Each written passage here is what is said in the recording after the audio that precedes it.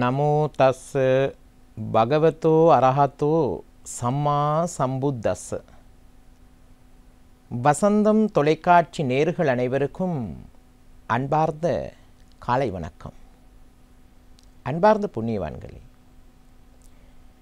நீங்கள் எந்த மதமாக இருந்தாலும் எமக்கு பிரச்சனை இல்லை, எந்த சமயமாக இருந்தாலும் எமக்கு பிரச்சனை இல்லை. உங்களுடைய மார்க்கம் உங்களுக்கு, எங்களுடைய மார்க்கம் இருக்கு. ஆனால் நாம் எல்லாம் பொதுவான மனிதர்கள். மதம் கடந்து ஒவ்வொருவரும் மனிதனாக வாழ வேண்டும்.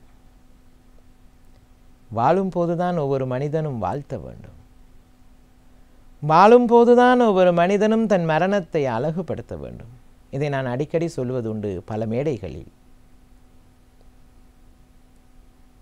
வாழும்போது வாழ்த்துங்கள், வாழும்போது மரணத்தை அழகுபடுத்துங்கள். மதம் கடந்து மனிதனாக வாழுங்கள்.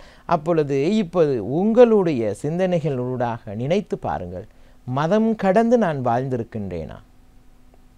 மதம் கடந்து வாழ்ந்தால்தான் புண்ணியம் கிடைக்கும். காரணம், இந்த உலகத்துக்கு மகான்கள் மதங்களை கொடுக்கவில்லை, மார்க்கங்களை போதித்தார்கள். கௌதம் புத்த பகவான் ஒருபோதும் மதத்தை உருவாக்கவில்லை, மார்க்கத்தை போதித்தார், வழியை காட்டினார். முகமது நபி அவர்கள் ஒருபோதும் இஸ்லாமியர்களுக்காக போதித்தது கிடையாது, உலகம் வாழும் மக்களுக்கு போதித்தார். மதத்தை உருவாக்கவில்லை, வழிகாட்டினார். இயேசுநாதரும் அப்படியே தான், கிருஷ்ண பரமாத்மாவும் அப்படியே தான். நீங்கள் நினைப்பீர்கள், ஒரு தேரராக இருந்து கொண்டு எப்படி இவர் மற்ற மார்க்கங்களை பற்றியும் பேசுகின்றார்? படித்ததை வைத்து புரிந்து கொண்டதால் பேசக்கூடிய உரிமை இருக்கின்றது. காரணம், நான் மதம் கடந்து மனிதனாக வாழ வேண்டும் என்று நினைப்பவன். நீங்களும் முயற்சி செய்து பாருங்கள் அன்பார்ந்த புண்ணியவான்களே. மதம் கடந்து மனிதர்களாக வாழ்ந்து பாருங்கள். வாழும்போது எல்லாரையும் வாழ்த்தி பாருங்கள். வாழும்போது உங்கள் மரணத்தை அழகுபடுத்தி பாருங்கள். அவ்வளவு சிறப்பாக இருக்கும். மதங்கள் என்ன சொல்லியிருக்கின்றது, மார்க்கங்கள் என்ன சொல்லியிருக்கின்றது? வாழ்க்கையிலே அன்பு புண்ணியவான்களே, மதுபோதையில் இருப்பவர்களுடைய மதுபோதை தெளிந்துவிடும். மாலை நேரத்திலே மதுபானம் அருந்தியவர்கள் காலையில் அந்த மதுபோதை தெளிந்துவிடும். ஆனால் மத போதையில் இருப்பவர்களை தெளிய வைக்க முடியாத ஒரு போதும். மார்க்கங்கள் போதித்தது நமக்காக, நம்மளை காப்பாற்றிக் கொள்வதற்கு. ஆனால் இன்று மனிதர்கள் மார்க்கங்களை மதமாக்கி மனிதர்கள் மதத்தை காப்பாற்றுவதற்காக முயற்சி செய்கின்றார்கள். அதிலிருந்து என்ன கிடைக்கும்? பாவம் வரும், அவ்வளவுதான். எந்த ஒரு மனிதனும் மதத்தை பாதுகாக்க வேண்டிய அவசியம் கிடையாது. அந்த மார்க்கத்திலே போதித்த தர்மங்களை கேட்டு தன் வாழ்க்கை தான் பாதுகாத்துக் கொள்வதற்கு தான் போதித்திருக்கின்றார்கள். ஆனால் வேடிக்கையான ஒரு விடயம் என்ன தெரியுமா? இந்த உலகத்திலே மனிதர்கள் மார்க்கத்தை காப்பாற்றுகிறார்களாம், மதத்தை பாதுகாக்கிறார்களாம். மார்க்கத்தை மதமாக்கி மதம் என்ற போர்வையில் எல்லா இடத்திலும் இனப்பிரச்சனை, இனக்கலவரம், மதப்பிரச்சனை, மதக்கலவரம். காரணம், இவர்கள் மதத்தை காப்பாற்ற நினைத்ததால், மதத்தை பாதுகாக்க நினைத்ததால் சமூகத்திலே பிரச்சனைகள் தான் அதிகரித்தது. துன்பங்களும் வேதனைகளும் கண்ணீர்களும் அதிகரித்தது. அதிலிருந்து ஒவ்வொரு மனிதனும் வாழ்க்கையில் பாவத்தை சேர்த்து கொண்டார்கள். மத போதையில் இருப்பவர்களை தெளிய வைத்து விடலாம், மது போதையில் இருப்பவர்களை தெளிய வைத்து விடலாம், மத போதையில் இருப்பவர்களை தெளிய வைக்க முடியாது. அன்பார்ந்த புண்ணியவான்களே, வாழ்க்கையில் மது போதையும் வேண்டாம், மத போதையும் வேண்டாம். மதுவும் வேண்டாம், மதமும் வேண்டாம். மனிதநேயம் போதுமல்லவா? இந்த மனிதநேயத்தை தான் மார்க்கங்கள் போதித்திருக்கின்றது. மார்க்கங்களை மதமாக்கி விடாதீர்கள். அதிலிருந்து நீங்கள் மதவாதியாக விவாதம் செய்வதற்கு போய்விடாதீர்கள். வாழும்போது வாழ்க்கை நரகமாகிவிடும். உங்கள் வாழ்க்கை உங்கள் கையில், போதித்த தர்மம் உங்களுக்காக. நன்றி கூறி விடைபெறுகின்றேன். வணக்கம். ஓம் தனம் தரும் கல்வி தரும் ஒரு நாளும் தளர்வறியா மனம் தரும் தெய்வ வடிவும் தரும் நெஞ்சில் வஞ்சமில்லா இனம் தரும் நல்லன எல்லாம் தரும் அன்பர் என்பவர்க்கே கனம் தரும் பூங்குழலாள் அபிராமி கடை கண்களே. ஓம் நமச்சிவாய. மேன்மைகள் சைவநீதி விளங்குக உலகமெல்லாம். நோயற்ற வாழ்வே குறைவற்ற செல்வம். அந்த நோய் நொடிகள் இல்லாத வாழ்வு இந்த உலக மக்கள் எல்லோரும் வாழ வேண்டும் என்று கலியுகத்தின் காந்தமலை ஜோதியாகிய சபரிமலை சுவாமி ஐயப்பனுடைய திருவடிகளை சிறந்தாழ்த்தி வசந்தம் தொலைக்காட்சி நேயர்கள் அனைவருக்கும் சர்வதேச இந்து மத குருபீடம் அகில இலங்கை சபரிமலை ஸ்ரீ சாஸ்தாபுரத்தின் சார்பில் இனிய காலை வணக்கங்களும் நல்லாசிகளும். இன்றும் மங்களகரமான விஸ்வாவசு வருஷம் சித்திரை மாதம் 24ஆம் நாள் 7/5/2025 புதன்கிழமை. இன்று மலர்ந்திருக்கின்ற இன்றைய பொழுதும் நம் எல்லோருடைய வாழ்விலும் எல்லா விதமான சிறப்புகளும் வெற்றிகளும் கிடைக்க வேண்டுமென்று இஷ்ட தெய்வங்களை குலதெய்வங்களை பாரம்பரிய தெய்வங்களையும் வணங்கி பெற்றோர்கள் தாத்தா பாட்டி அத்தை மாமா போன்ற வயதிலே மூத்தவர்கள் பெரியோர்கள் நமக்கு வித்தைகளை கற்றுக் கொடுக்கின்ற ஆசிரியர்கள் குருவானவர்கள் அவர்களை வணங்கி அவருடைய அன்பையும் ஆசையையும் பெறுகின்ற பொழுது எந்த நாளுமே நமக்கு நல்ல நாளாக அமையக்கூடியது. இன்று புத வாரம் என்கின்ற புதன்கிழமை. பொதுவாகவே இந்த வாரங்களுக்குள்ளே ஒரு அபரிமிதமான சக்தியை கொடுக்கக்கூடியது இந்த புதன்கிழமை. பொன் கிடைத்தாலும் புதன் கிடைக்காதுன்னு சொல்வார்கள். ஒரு சுபகாரியத்தை செய்வதற்கு இப்போ நம்முடைய வீட்டிலே ஒரு கல்யாண வீடு அல்லது ஒரு புதுமனை புகுவிழா கிரகப்பிரவேசம் அல்லது ஒரு ஆலயத்திலே கும்பாபிஷேகம் அல்லது ஒரு புதிய வேலைக்கு நாம் தொடங்குவது ஆரம்பிப்பது, இவைக்கு இந்த புதன்கிழமை அமைகின்ற பொழுது அபரிமிதமான சக்தி கிடைக்குமாம். அவ்வாறு அந்த புதன்கிழமை கிடைக்கின்ற பொழுதும் ஏனைய திதி நட்சத்திரம் யோகம் கரணம் அமைந்து இந்த புதன்கிழமை அமைந்தால் அது ஒரு சிறப்பு. எனவே இந்த பொன் கிடைத்தாலும் புதன் கிடைக்காது என்று முன்னோர் சொன்னார்கள். அந்த வகையிலே இன்று இந்த புதன்கிழமை நாமும் இஷ்ட தெய்வங்களை எல்லாம் வழிபாடு செய்து இப்பொழுது இந்த காண்டாவனம் என்கின்ற அக்னி நாள் கத்திரி வெயில் நடைபெற்று கொண்டிருக்கிறது. நாம் இந்த காண்டாவனத்திலே நேற்றைய தினம் அக்னிதேவன் மகாவிஷ்ணுவிடத்திலே தனக்கு பசி தாகம் அதிகமாக இருக்கிறது என்று சொன்ன பொழுது இந்த வனங்களை நீ உண்டு உன்னுடைய பசியை தீர்த்துக்கொள் என்று மகாவிஷ்ணு அருள் கொடுக்கிறார். இந்திரனிடத்திலே சொல்லுகிறார், இந்திரனே, நீ காவலாக இருந்து அவருக்கு துணையாக இருந்து கொள். இந்திரன் தன்னுடைய அம்புகளை தொடுத்து மேலே காவலாக ஒரு கூடாரம் அமைப்பது போல அமைக்கின்றான். அவ்வாறு இந்த அக்னிதேவன் தன்னுடைய பசி தீருகின்ற வகையிலே அந்த வனங்களை எல்லாம் உண்டு தன்னுடைய பசியை போக்குகின்ற வழியிலே மழை பொழிகின்றது.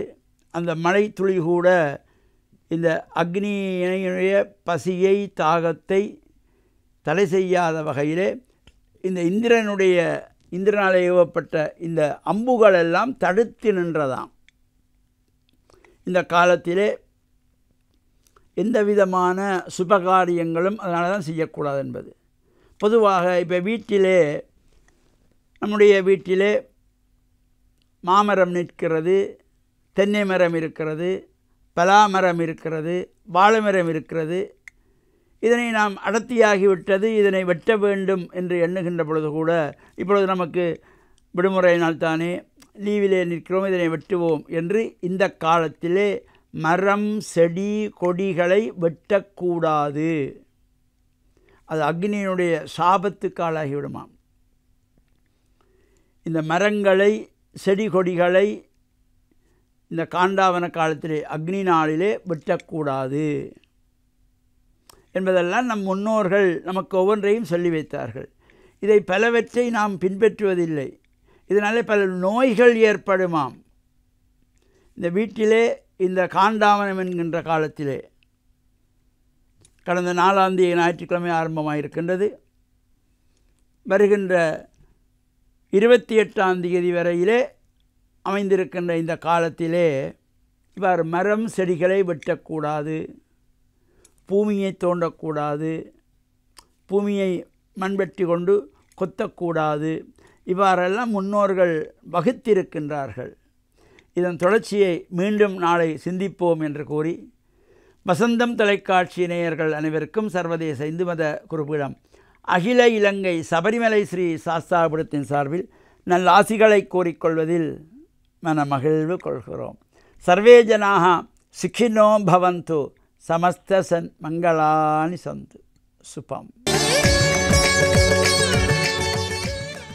அல்ஹம்துலில்லாஹி ரப்பில் ஆலமீன் والصلاة والسلام على أشرف الأنبياء والمرسلين وعلى آله وأصحابه أجمعين. أما بعد، فقد قال الله تبارك وتعالى في محكمه تنزيل والفرقان المجيد بعد أعوذ بالله من الشيطان الرجيم بسم الله الرحمن الرحيم يا أيها المزمل قم الليل إلا قليلا نصفه أو انقص منه قليلا صدق الله العلي العظيم.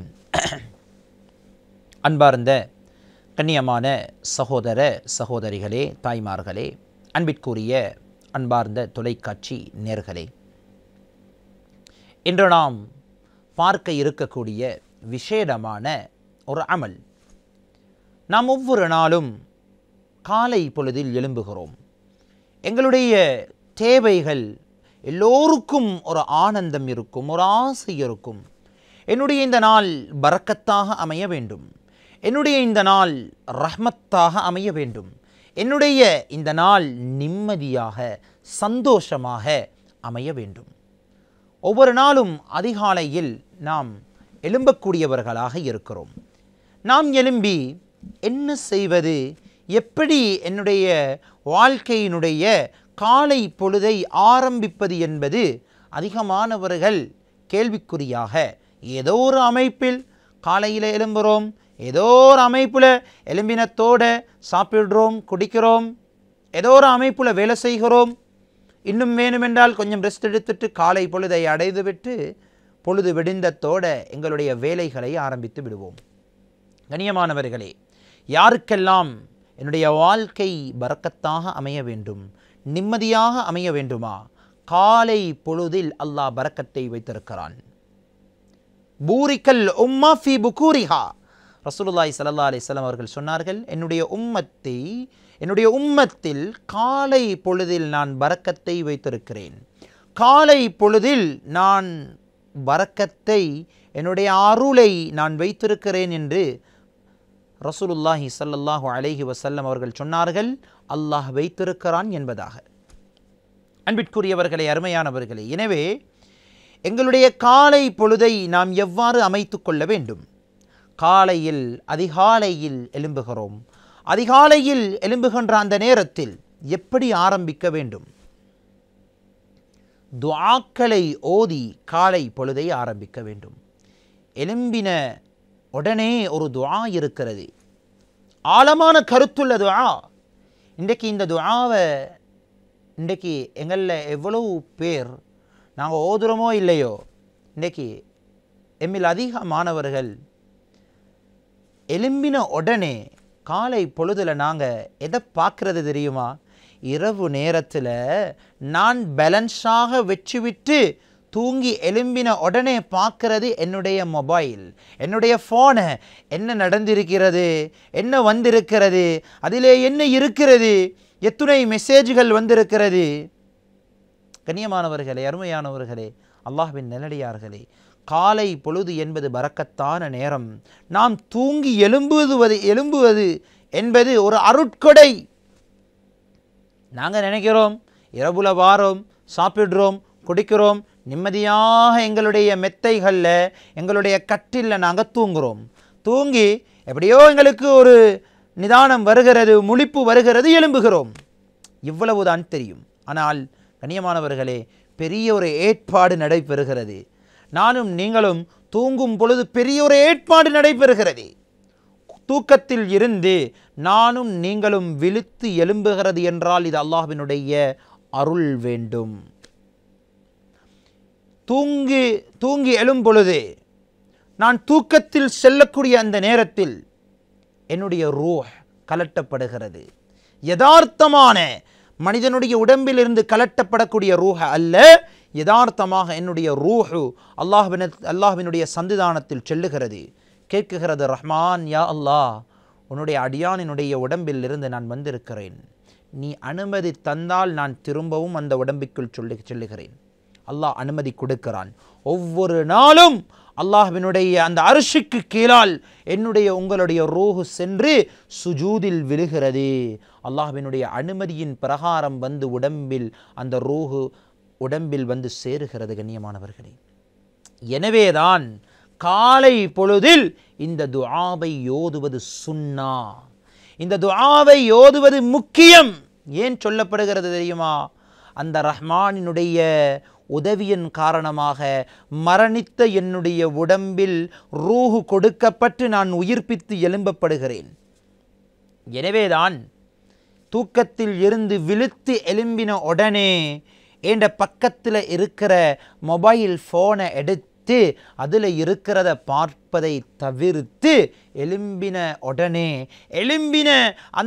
எழும்பின ஆரம்ப அந்த நேரத்திலேயே என்னுடைய கண்களில் தூக்க மசக்கம் இருக்கும், தூக்கத்தினுடைய அந்த நிலைமைகள் இருக்கும். இரண்டு கண்களையும் தடவிய வண்ணம் அல்லாஹ்வை ஞாபகப்படுத்திய விதத்தில் துஆவை ஓத ஆரம்பிப்போம். என்ன துஆ? அல்ஹம்துலில்லாஹில்லதி அஹ்யானா பஅதமா அமாதனா வ இலைஹின் நுஷூர். ஆழமான கருத்துள்ள துஆ. அல்ஹம்துலில்லாஹ், அல்லாஹ்வுக்கே புகழ் அனைத்தும். அல்லதி அஹ்யானா, என்னை உயிர்ப்பித்தானே. எப்படி உயிர்ப்பித்தான் தெரியுமா? பஅதமா அமாதனா, இரவில் தூங்கி நான் மரணித்திருந்தேன். அது ஒரு சிறு மரணம்.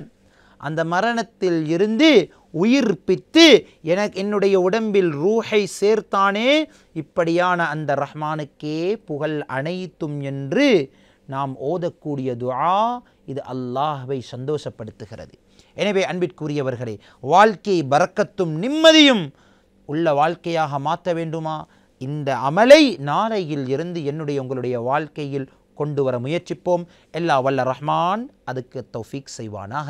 வ ஆகிரு தஅவானா அனில் ஹம்துலில்லாஹி ரப்பில் ஆலமீன். அஸ்ஸலாமு அலைக்கும் வ ரஹ்மத்துல்லாஹி வ பரகாத்துஹு. வசந்தம் டிவி நேயர்களே, மறுபடியும் அந்த காலை வேளையில் கிறிஸ்தவ சிந்தனைக்கு உங்கள் ஒவ்வொருவரையும் வாழ்த்தி வரவேற்பதிலே பெரும் மகிழ்ச்சி அடைகின்றேன். ஒவ்வொரு நாளும் கடவுள் நம்முடனே இடைப்படுகின்றார். எங்களுடைய அனுதின வாழ்க்கையிலே நானும் நீங்களை எப்படியாக வாழ வேண்டும் என்று சொல்லி பல் சமயங்களின் நற்சிந்தனைகளின் வழியாக நம்மை மெருகூட்டி கொண்டே இருக்கிறார் அல்லவா? நம்முடைய வாழ்க்கை மாறிக்கொண்டிருக்கிறது. அதன் வழியாக நம்முடைய குடும்பங்களிலே அமைதி நிலவுகிறது. நம்முடைய சமுதாயத்திலே மாபெரும் மாற்றங்கள் தலை தூக்கி கொண்டிருக்கிறது அல்லவா? ஒவ்வொரு தனி நபருடைய அர்ப்பணிப்பும் பங்களிப்பும் சமூகத்தில் மாற்றத்தை கொண்டு வந்துவிடும். ஆகவே இந்த உலகத்துக்கு நானும் நீங்களை விட்டு வைக்கக்கூடிய ஒரே ஒரு காரியம் என்ன தெரியுமா? எங்களுடைய சாட்சி நிறைந்த எங்களுடைய நல்வாழ்க்கை தான், எங்களுடைய உண்மையும் தூய்மை நிறைந்த அந்த வாழ்க்கை தான். இந்த நாளிலும் கூட இறை சிந்தனைக்குள்ளாய் கடந்து செல்வோமா?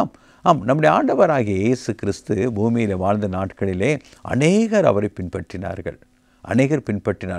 ஆனால் இறுதி காலத்திலே அவர் சிலுவைக்கு செல்வதற்கு முன்னதாக அநேகர் அவரை விட்டு போய்விட்டார்கள்.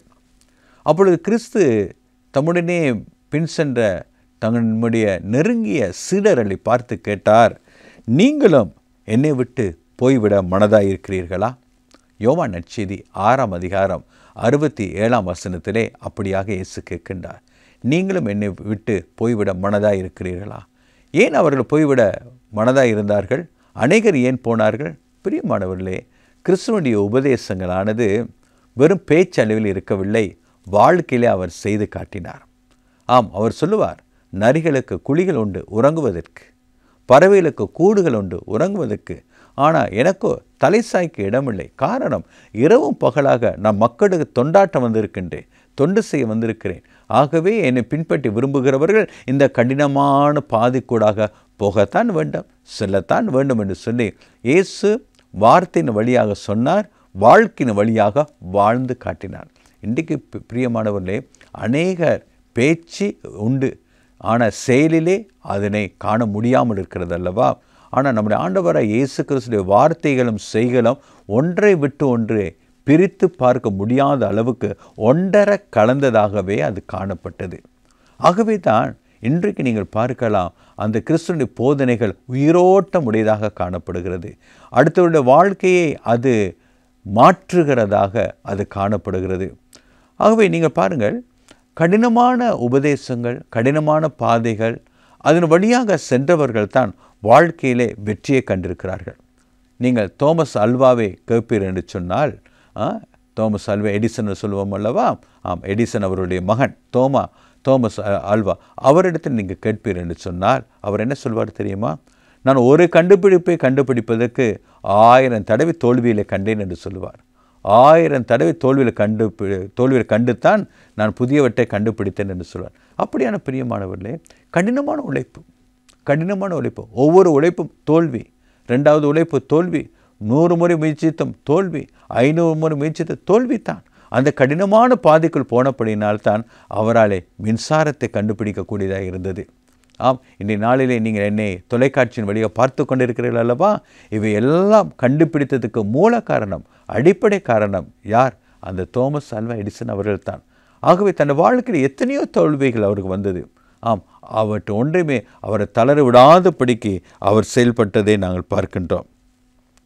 பிரியமானவர்களே, அது மாத்திரமல்ல, இன்றைய நாட்களிலே நீங்கள் பார்க்கலாம், நம்முடைய அப்துல் கலாம் ஐயா அவருடைய வாழ்க்கையிலும் கூட அநேக நேரங்கள் அவர் குறிப்பிடுகிற ஒரு காரியம், அவருடைய வாழ்க்கையில் வந்த தோல்விகள். அந்த தோல்விகள் ஒவ்வொன்றையுமே அவர் தோல்வியாக பார்க்கவே இல்லை. அவையெல்லாம் தன்னுடைய வாழ்க்கையின் வெற்றியின் படிக்கற்களாகவே அவர் பார்த்தார். ஆகவே தான் இந்தியா தேசத்தினுடைய மகா சிறந்த ஒரு விஞ்ஞானியாகவும் அந்த நாட்டினுடைய ஜனாதிபதியாகவும் மாறியதை நாங்கள் பார்க்கின்றோம். பிரியமான கடவுளுடைய மக்களே, இன்றைக்கு நானும் நீங்களும் கடினமான பாதையின் வழியாக போவதற்கு ஆயத்தமாக இருக்கிறோமா? ஏன் இதனை சொல்லுகிறேன் தெரியுமா? இயேசுடைய சீடரில் ஒருவருடைய பெயர் ஜூதாஸ் காரியோத்து. அவர் அந்த கிறிஸ்து சென்ற வழியை செல்ல விரும்பவில்லை. அவர் குறுக்கு வழியிலே பணம் திரட்ட யோசித்தார். 30 வெள்ளிக்காசுக்கு இயேசு கிறிஸ்துவை காட்டி கொடுத்தார். ஆம், கிறிஸ்து சென்றதான அந்த கடினமான பாதையிலே அவர் செல்ல மறுத்தார். சீக்கிரத்திலே தான் ஒரு செல்வந்தனாக, ஒரு பணக்காரனாக மாற வேண்டும் என்று ஆசைப்பட்டார். ஆகவே அவர் இயேசு விட்டு தூரம் போனதை நாங்கள் பார்க்கின்றோம். இந்த நாளிலேயும் பிரியமான கடவுளுடைய மக்களே, எங்களுடைய கடின உழைப்புகளும் கடினமான பாதைகளும் தான் ஒரு காலத்தில் நம்மை சமாதானத்துடனும் சந்தோஷத்துடனும், ஏன் இந்த உலகத்தில் பல சாதனை படைத்த சாதனை வீரர்களாக இந்த பூமியிலே நிலைநிறுத்தும் என்பதை மறந்து விடாதீர்கள். பாருங்கள், இன்றைக்கு கூட நம்முடைய ஆண்டவரை இயேசு கிறிஸ்து குறித்து நான் உடனே பகிர்ந்து கொண்டிருக்கிறேன் அல்லவா? காரணம் என்ன? அவர் சென்ற பாதை, இறுதியில் அவருடைய மரணம் அகால மரணம். ஆனாலும் அவர் உயிரோடு எழுந்தார் அல்லவா? இதோ மறந்து விட்டது ஒரு புதிய நாள். கடினமான பாதைகளை பார்த்து கணங்காதீர்கள், பின்வாங்காதீர்கள், விடாமுயற்சி எடுங்கள். ஆம், நடுவிலே விட்டுவிடாதீர்கள். தொடர்ச்சியாக உங்களுடைய முயற்சி எடுங்கள். நிச்சயமாக உங்களுடைய முயற்சிகள் அத்தனையுமே பலனளிக்கும். இதனை குறித்த தியானியங்கள். கடவுள் தாமே உங்களை ஆசீர்வதிப்பாராக.